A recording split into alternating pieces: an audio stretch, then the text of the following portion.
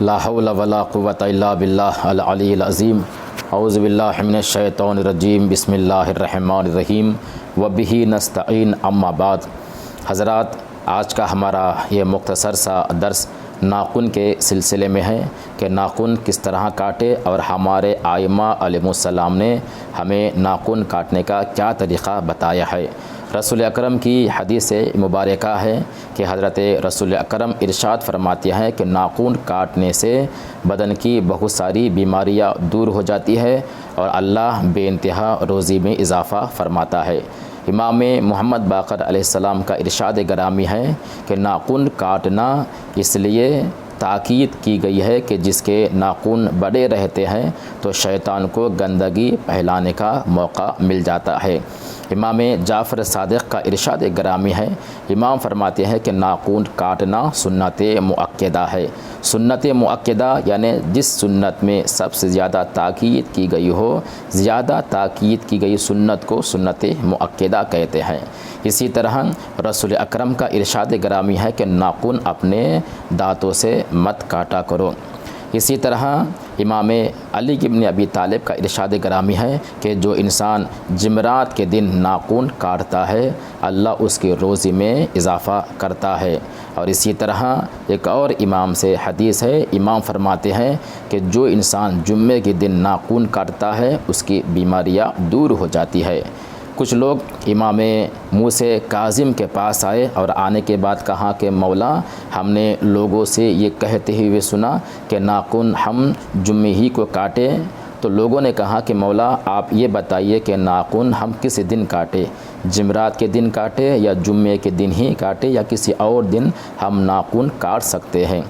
امام موسیٰ کاظم نے فرمایا کہ جب تمہارے ناخن بڑھ جائے تو تم جمعے کا انتظار نہ کرو، نہ جمعرات کا انتظار کرو، نہ جمعے کا انتظار کرو، بلکہ جس وقت تمہیں محسوس ہو کہ تمہارے ناخن بڑے ہوئے ہیں تو تم جمعے کا یا جمعرات کا انتظار نہ کرو، اسی دن تم اپنے ناخن کاٹ دو۔ تو اس کے بعد امام موسیٰ کاظم فرماتے ہیں کہ جمعرات کے دن ناخن کاٹنے سے روزی میں اضافہ ہوتا ہے، جمعے کے دن ناخن کاٹنے سے بیماریاں دور ہوتی ہے۔ اس کے بعد امام نے فرمایا کہ کیا تمہیں میں دونوں دنوں کی فضیلتوں کو حاصل کرنے کا طریقہ بتاؤں؟ لوگوں نے کہا کہ فرزند رسول ارشاد فرمائیے۔ تو امام نے فرمایا جمعرات کے دن سارے ناخن کاٹ دو، جمعرات کے دن سارے ناخن کاٹ دو، ایک ناخن جمعے کے دن رکھ دو، اور جب جمعے کا دن آ جائے گا اس ناخن کو تم کاٹ دینا۔ اس طرح تمہیں جمعرات کی بھی فضیلت مل جائے گی، اس طرح تمہیں جمعے کے دن کی بھی فضیلت مل جائے گی۔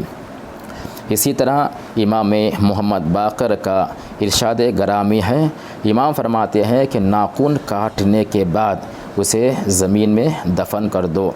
اسی طرح امام فرماتے ہیں، امام محمد باقر علیہ السلام کا ارشاد گرامی ہے کہ ناخن کاٹنے سے پہلے چھوٹی سی دعا ہے، اس دعا کو پڑھنا مستحب ہے۔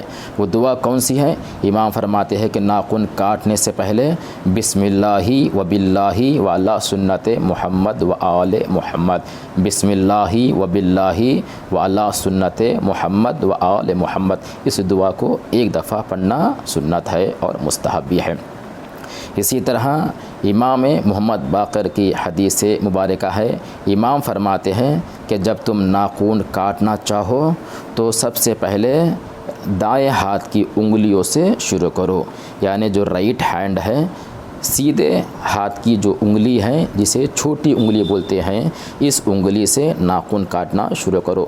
پہلے رائٹ ہینڈ کی انگلی، چھوٹی انگلی، اس